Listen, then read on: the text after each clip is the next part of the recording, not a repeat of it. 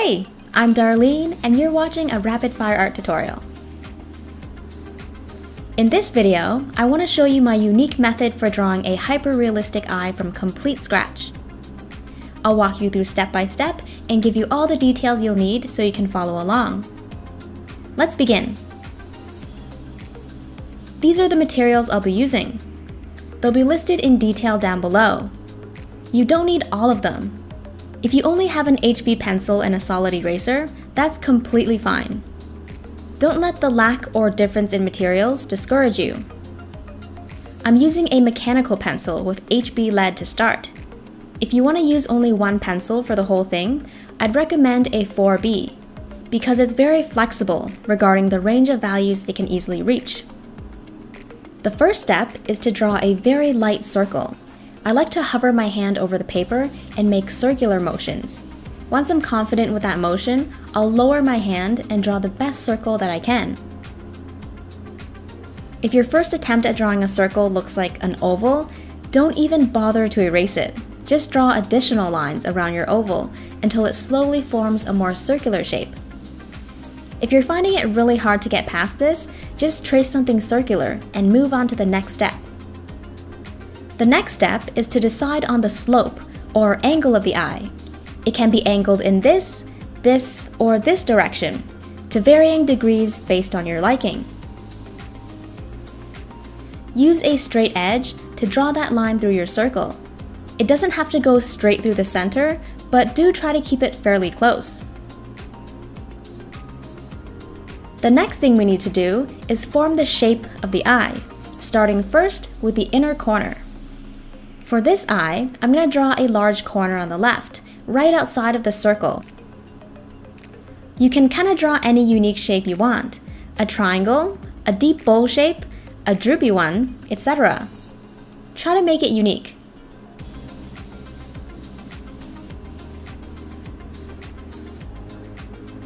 Moving on to the top eyelid. It's going to arch all the way across the circle and end at this intersection here. Just draw a stroke up, across, and then down.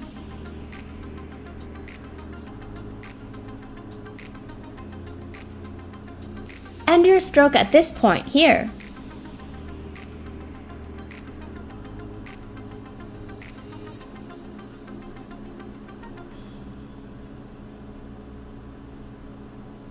For the bottom lid, we'll need to draw a more shallow curve. Just extend this stroke naturally to the right. Angle it down slightly, and then back up again to close the loop.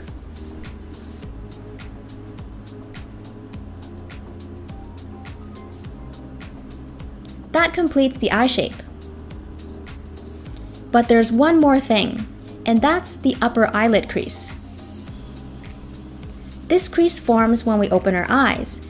Just use the shape of the top eyelid as a rough guide to follow along.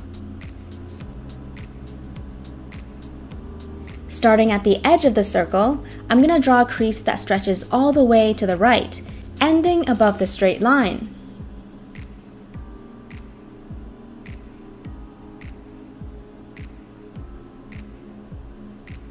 So I'm going to end the crease above this line here. I'm going to wrap the tail inwards, but you can also flare it out and add wrinkles if you want. Now that we have a structure drawn out, let's erase all of the initial construction lines. So that would be the circle and the straight line going through it. I bought this electric eraser on Amazon a while ago, and I'm just trying it out for the first time. It's a lot more effective than a kneadable eraser for getting rid of construction lines quickly and cleanly.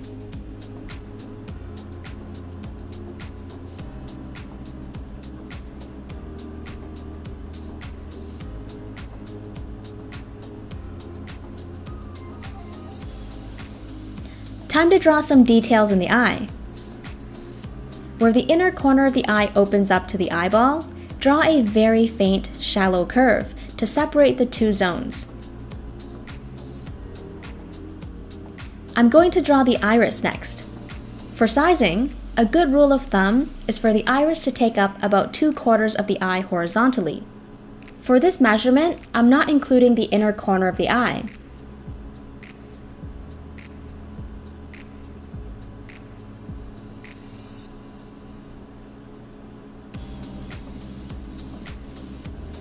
If you want a perfectly shaped iris, draw a full circle and then erase parts that fall outside of the eyeball.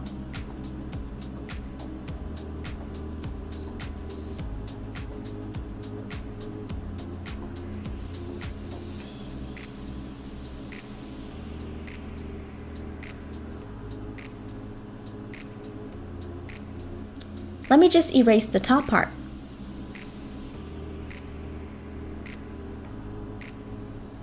The next step is to faintly outline our main highlight.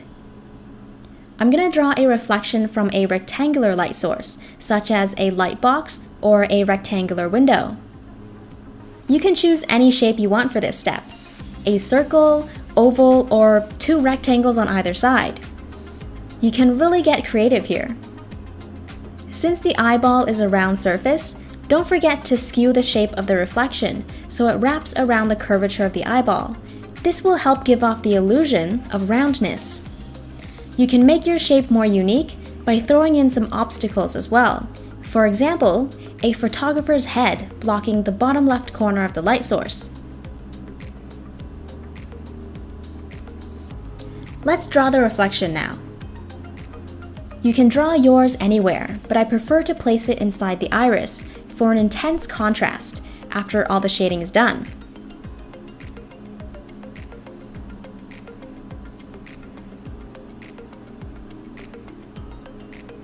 For the pupil, let's make a mark in the very center of the iris. You can find the center by drawing a cross through the iris.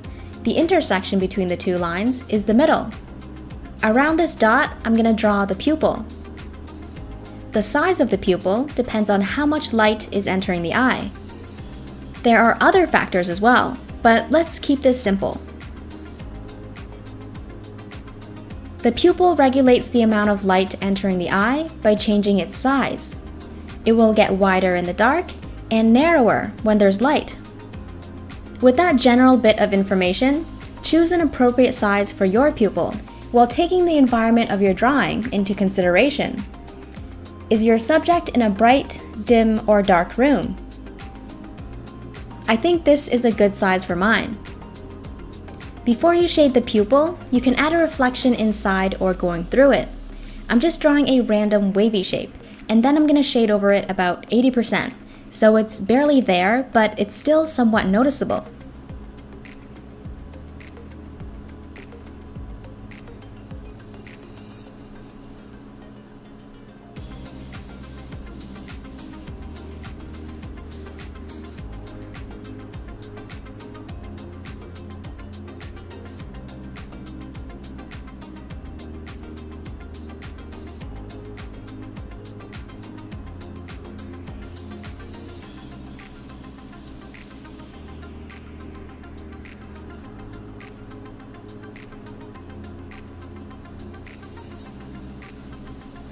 Next is the iris. We're going to give it a lot of detail. To make the ring of the iris look less like an outline, let's thicken it slightly and blend it so the edges look much softer. You can blend using your pencil by slowly working around the edge, creating lighter and lighter lines until it fades to white. Or you can use a blending stump to smudge the graphite.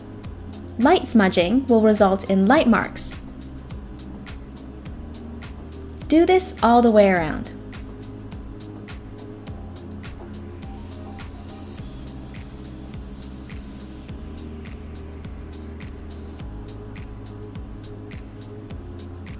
Next, we're going to shade the entire iris while keeping the highlight the lightest. We want to keep it as clean as possible. If you're drawing a light colored iris and the outline of your highlight is fairly dark, you might want to lighten it up before you start shading. Since I'm drawing with a mechanical pencil, I need to thicken the lead by holding it at an angle and scribbling until the strokes become thicker. This will help you shade more smoothly.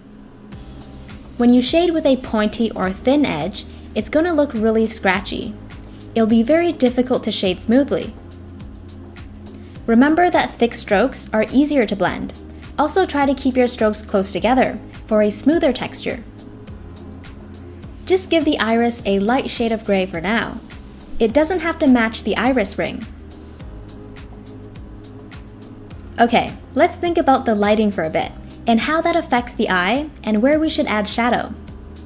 Based on the reflection in the eye, we can tell that the light comes from the top right. Since the eyelid comes out in front of the eyeball, there's going to be some light blockage just below the top eyelid. Let's draw that cast shadow on the iris, since we're only focusing on the iris right now.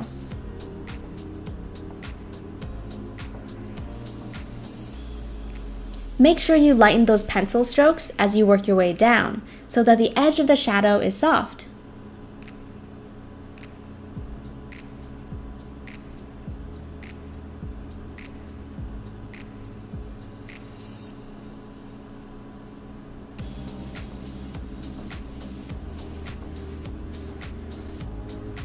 If you want the iris to be a darker color, you can shade it further. That's totally up to you.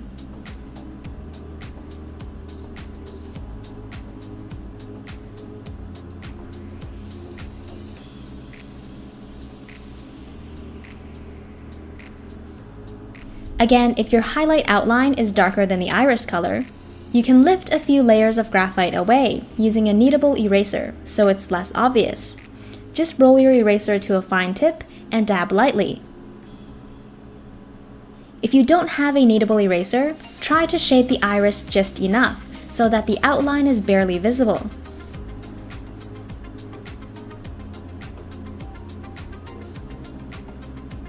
Now there's no visible outline around the highlight.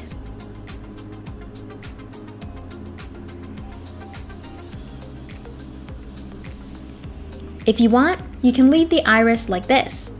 But if you want to give it a lot more detail, please continue. Draw a faint wavy ribbon surrounding the pupil. Try to give it a random shape, avoiding any obvious patterns. The more random it is, the more realistic.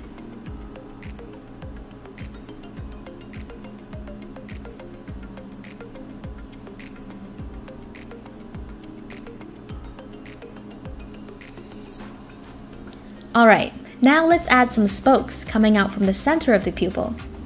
Make sure your lines radiate from the very center. It'll help to start your stroke from the center of the pupil and work your way out towards the ribbon. So instead of doing this, we're going to do this. You can vary the darkness and thickness of each line for higher realism.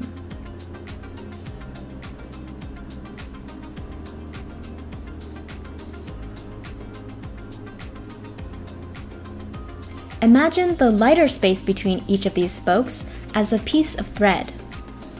Some of them are straight, others can be curved, but what they all have in common is they generally radiate outwards from the very center of the eye. These threads disappear into the hole, which is the pupil.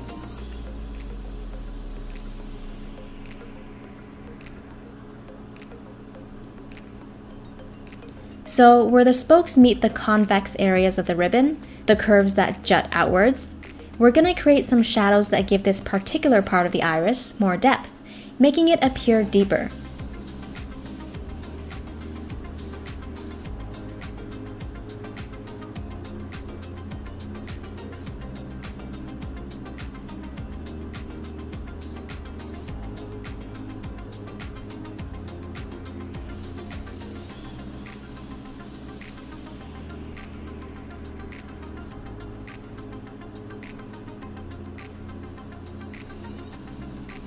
To create a more realistic edge to the pupil, round off the end of each thread, ever so slightly.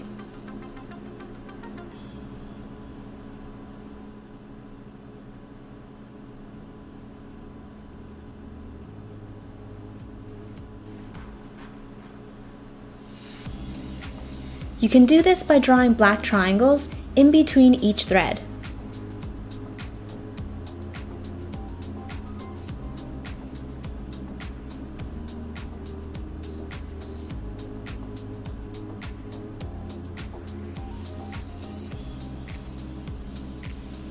So we worked on the inside of the ribbon, but there's also the outside. Just draw tiny threads squiggling outwards and gradually disappearing as it nears the edge of the iris.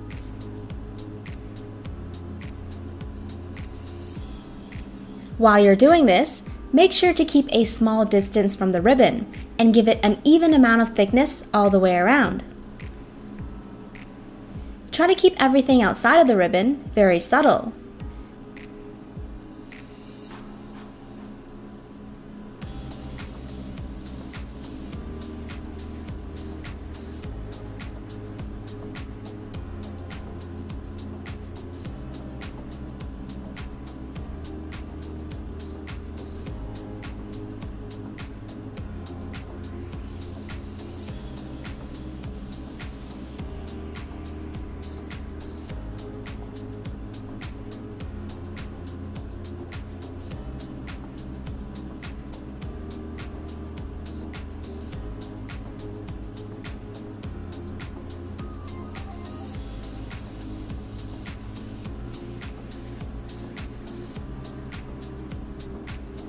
Where your thickest, most prominent threads intersect with the ribbon, join the two sections together to form a vein-like structure. I'm doing that by rolling my eraser to a fine tip and erasing graphite along areas that separate the ribbon from the thread. Here's a clear example of what I mean.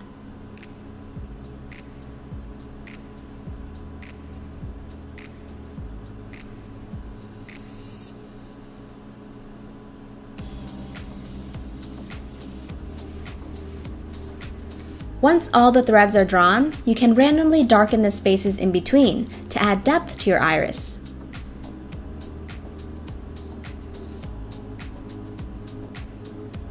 The squiggly threads should fade out as they near the edge of the iris. If they don't, you can shade over their tails until they do. Start out lightly, working in layers as you go, just to make sure you're not shading too much, because erasing is always harder than working slowly.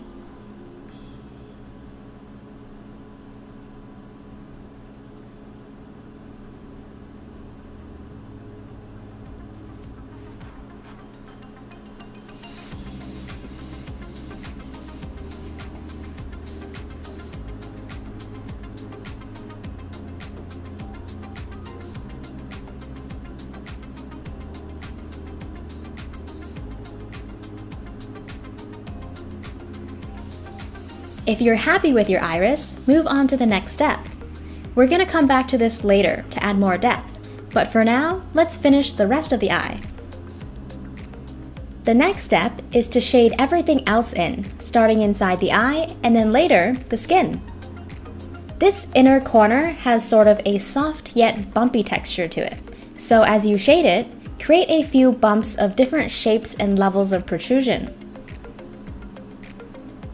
For more info on how to shade, click on the video above or in the description box below. Try to keep the shading fairly light for now. Once we have everything else shaded, we can come back here to lighten or darken, depending on how the rest of the drawing looks.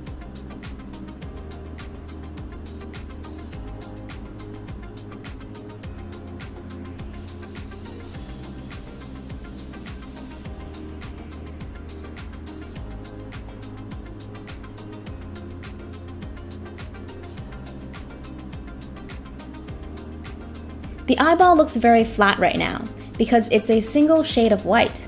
To make it appear round, try the contour shading technique by drawing curves that follow the contour of the round eyeball. I'm just creating shallow curved strokes along the eyeball. My strokes are darkest where the surface of the eyeball curves away from the light. So in this case, with the light shining down from the top right, the left bottom side of the eyeball will appear darkest because it's furthest from the light. Again, if you want to shade smoothly, always remember to keep your pencil strokes thick and close together.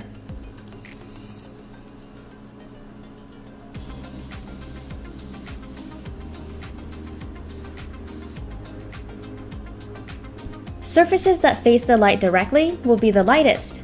Overall, the right side of the eyeball will appear brighter than the left side because the light is coming from the right.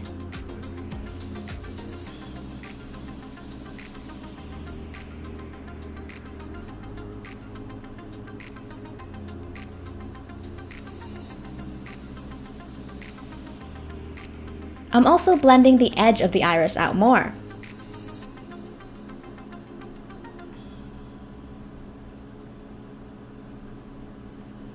You'll notice that I'm completely shading in the eyeball, leaving the rectangular reflection as the only thing that's white. This will make it pop out like crazy.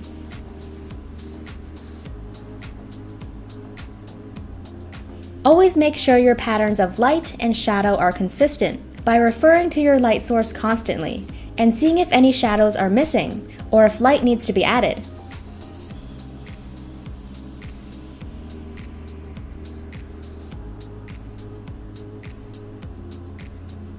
Remember when we added a cast shadow right here because the eyelid was blocking light from reaching the eyeball? Let's shade the white part of the eye in the same way.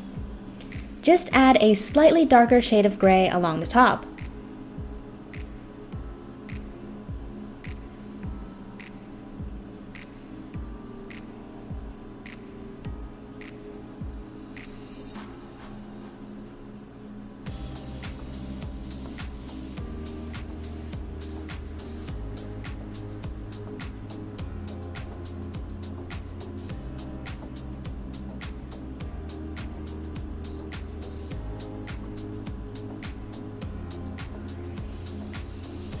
Okay, we're done shading inside of the eye for now. I want to draw a few details along the skin before shading it. Over here, we sometimes have small wrinkles that stretch upward towards the eyelid crease. Just using some branch-like strokes to indicate those wrinkles while keeping my strokes light. Another detail is a small ledge that runs along each eyelid.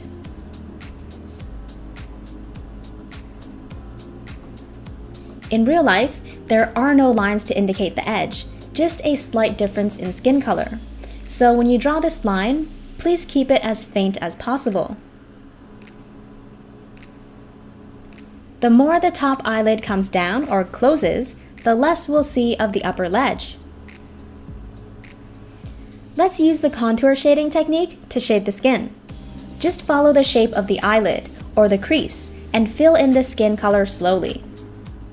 So instead of shading in this direction, we're simply going to follow the eyelid shape.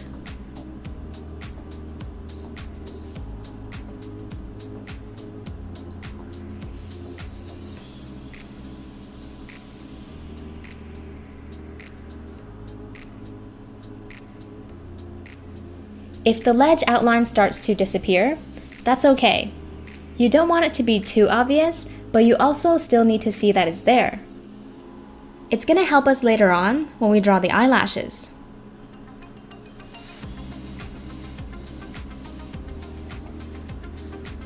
I like to work in layers. My first pass is just a flat shade of light gray.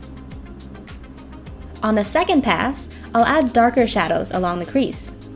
The darker the shadow is, the deeper the crease will appear.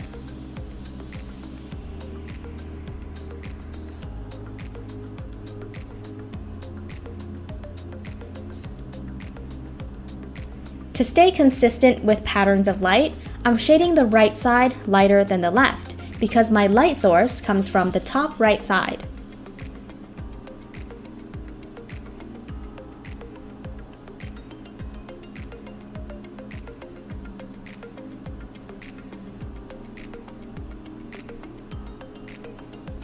My shading is darkest near the crease and becomes gradually lighter as I work away from it.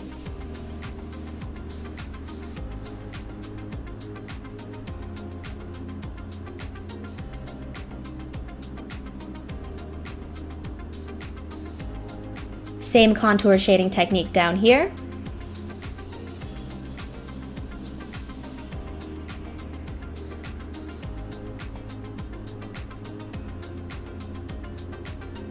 At the bottom of the eye, it's okay if your pencil strokes aren't completely smooth, because the strokes can conveniently be interpreted as wrinkles.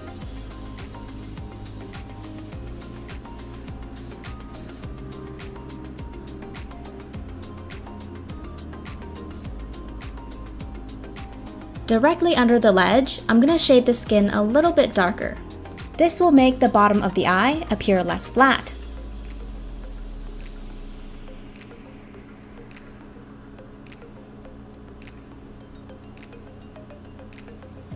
As I'm doing this, I'm trying to make the ledge outline blend in with the skin.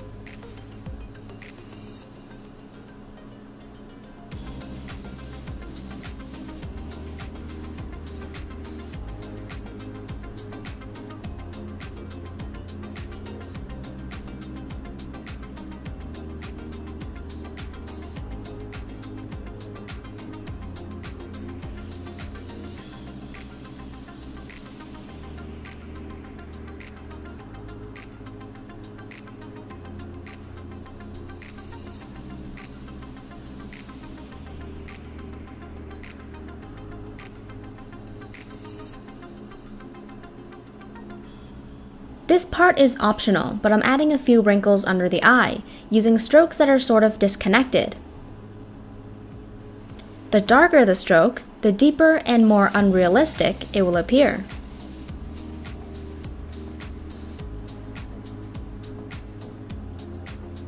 Around the wrinkles, you can use the cross-hatching technique to create a texture that resembles skin.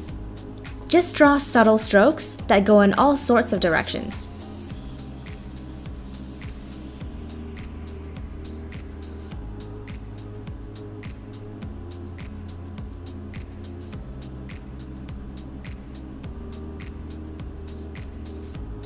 Let's shade up here as well.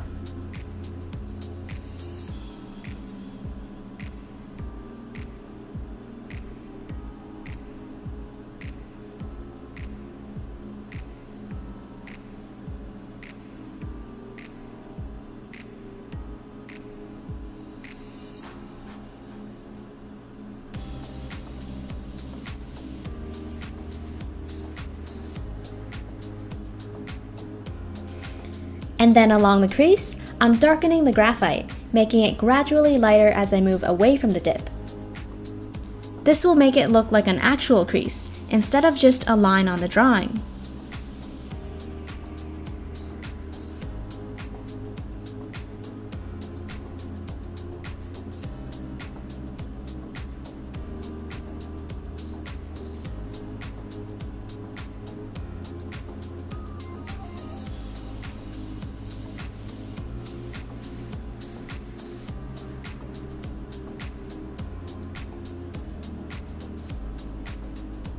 You can skip this next step if you're satisfied with the level of smoothness in the skin. It will remove a small layer of graphite, making your drawing appear a little bit lighter, so beware. I'm just using a soft piece of tissue wrapped around my finger to smudge the graphite, getting the graphite bits to fill all those tiny valleys within the paper, which should make the drawing look much smoother. I'm sort of following the direction in which I shaded, and I'm using a different area of the tissue as I move from section to section, so that I don't smear darker graphite into a lighter zone, which would create an unwanted blemish.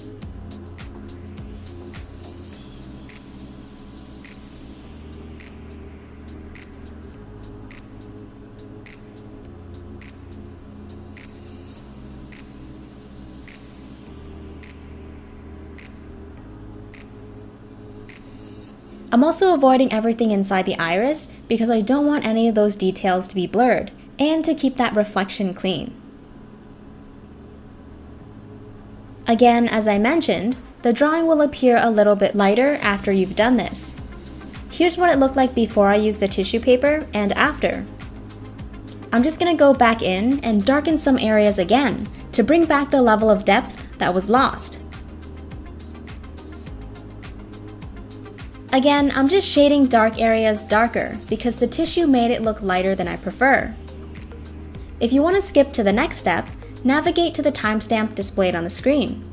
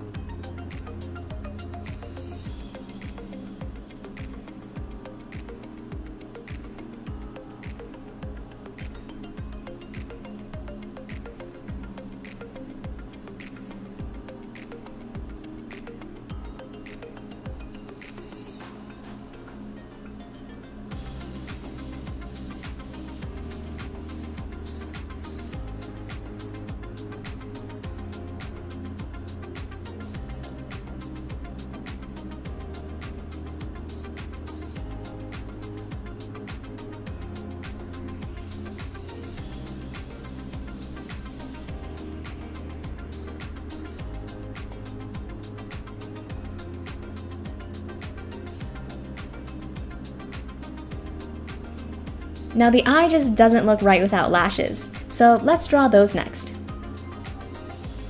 So the way I draw lashes is I draw 3 on each lid to start, each pointing in a different direction, like so.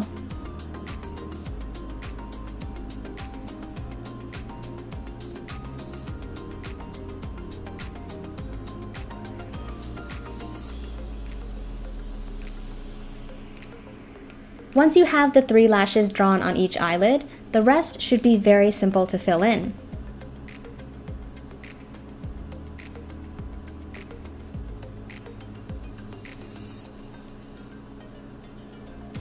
If you're having a little difficulty picturing the lash in 3D, you can think of each lash as the letter J. As you draw each one, working from the outside in, pinch the J until the space in between becomes so narrow that it turns into a straight line.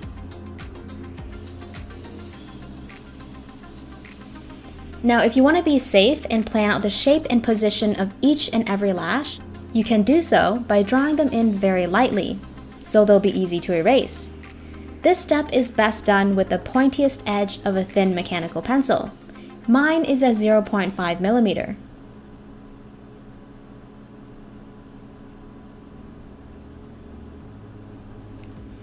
Each of these lashes are rooted near the perimeter of the eyelid's ledge.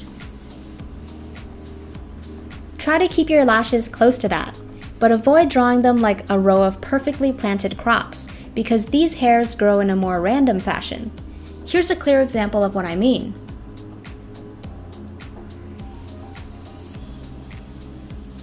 I'm gonna go ahead and draw them in fairly dark using a 4B lead.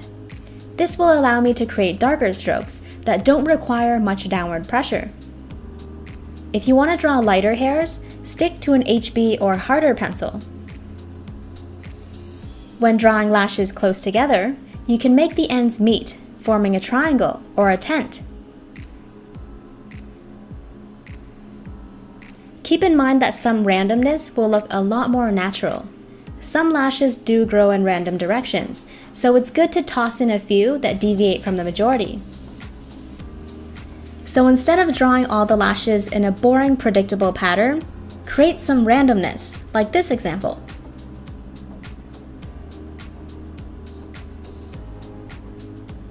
Here are a few more things I want to mention. The bottom lashes are usually much shorter and thinner than the top, and lashes closer to the inner corner of the eye, whether they're on the top or bottom, are the shortest and thinnest of them all. When you're drawing lashes on females, don't forget that you can give her mascara.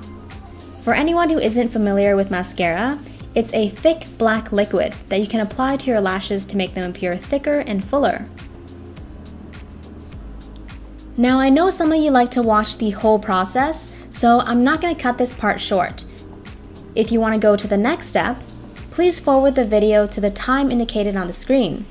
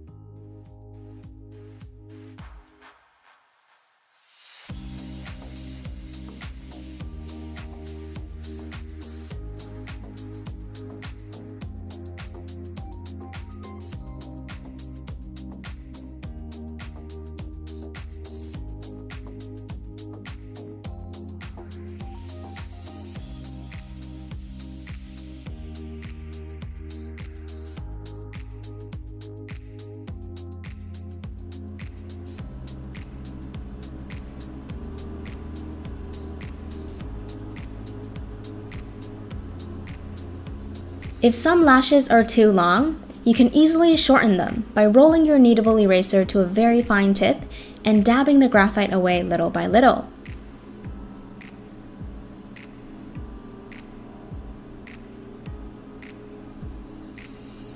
Okay, I'm done with that. Now, since I added a new element to the drawing, lashes, I will need to include a few small details resulting from that addition. With these new lashes growing out of the skin texture may look slightly different than before. What do I mean by that? Sometimes a bump may form at the root of a hair. Here's a really exaggerated example of what I mean. Some people may have larger bumps than others, and some none at all, from my observation. So if you want, you can follow me with this step or skip it completely. It's up to you. Such bumps will create shadows, no matter the size. Let's shade the bumps along the root of each eyelash.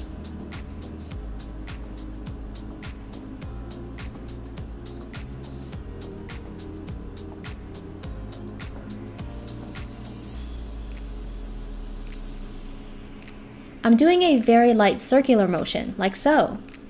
I'm being really sloppy because the skin here is almost hidden behind the thick wall of lashes. But I still want some of that skin texture to show through. It's just a small added detail.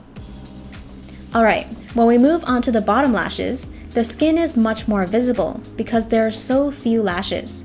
So we can't really be as sloppy.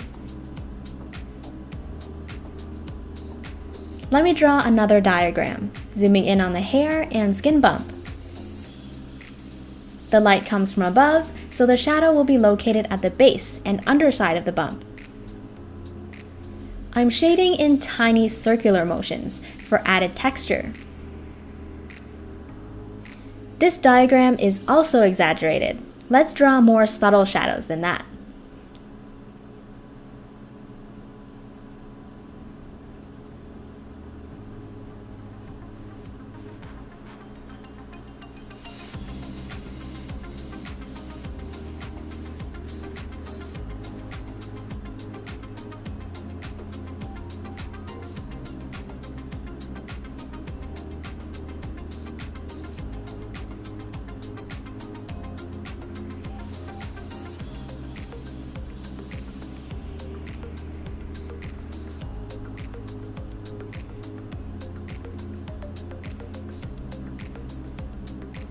Just deepening these wrinkles by making them darker. Here's a little test for you. Do the lashes affect anything else in the drawing? If so, what is it? If you said that they block light, creating cast shadows, you're correct. Although they are very thin, they do block a small amount of light. It's most noticeable under the top lid. It adds another layer of shadow along the eyeball. Just add a very light layer of graphite.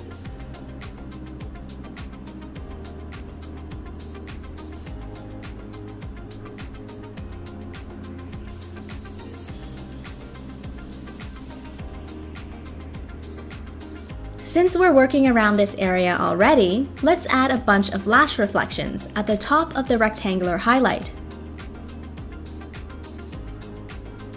It's just a mirror reflection of what's above. I'm drawing short lines and very deep U-shapes.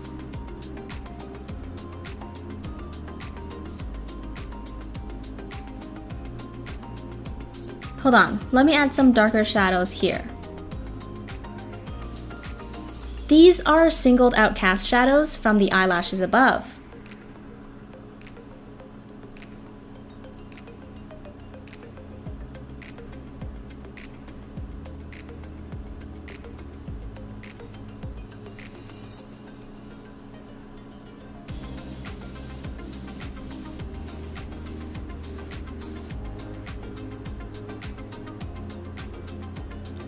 The next and very last step is to make the drawing pop out of the page. Take a step back or a few steps from your sketchbook and look at where you could darken or lighten the eye. This step is super fun, but you have to make sure that your eye is fully or almost fully shaded in order for this step to really make a difference. especially if your paper is white. There shouldn't be too much paper color showing through. If there is, try to shade a light layer of graphite over the area.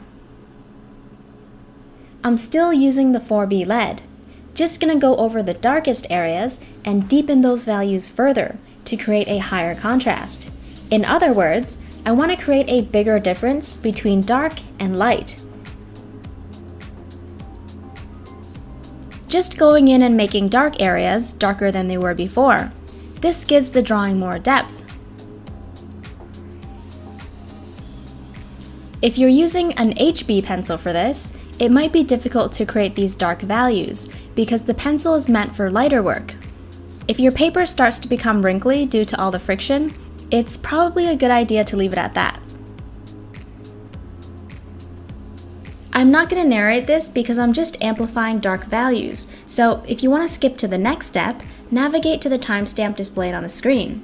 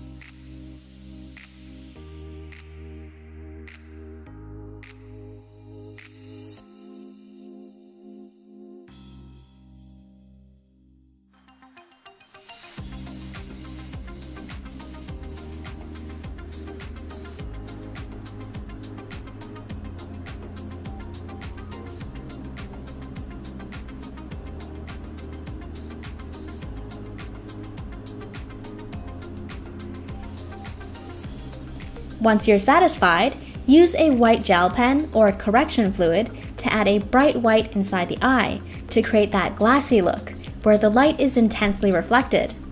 Aim for areas that are especially wet. Here I'm going along the edge of where the bottom eyelid touches the eyeball. There's always an extra bit of fluid around here. Smooth, wet surfaces reflect a lot more light than dry, matte ones. This area near the tear duct is also very moist. Just add little bits of white in the lightest zones.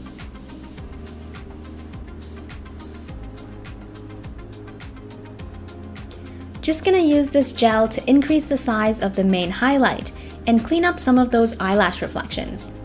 I'm not gonna color the whole thing white because it's good to have some slight variation in value. It's very rare for a large area to be completely white, or on the other hand, completely black.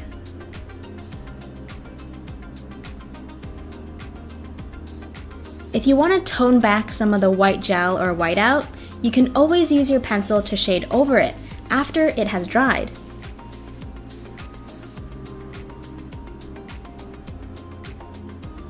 If you don't have a white gel pen, pencil, crayon, or correction fluid, just use your eraser to lighten these zones as much as you possibly can. Just doing a final check. I might as well darken some of that detail in the iris, amplifying those darkest zones for a more dramatic look.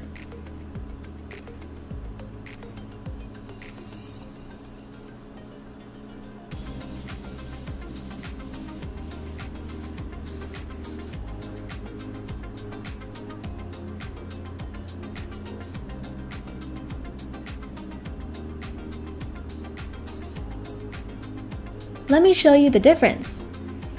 Here's the iris before and after. It looks a little deeper.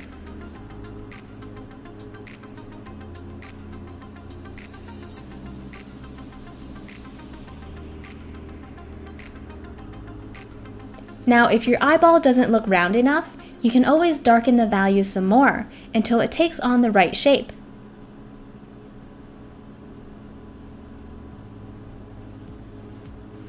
Just remember to keep the value transition very gradual.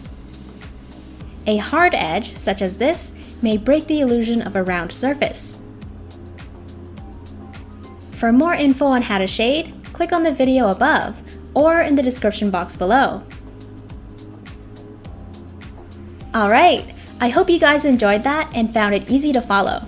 If you did, please give the video a thumbs up and let me know how it went for you in the comments. Also, if you have any questions, I'd be happy to answer them. Thanks for watching, and don't forget to subscribe to my channel and hit the bell icon to get notified every time I post a new video.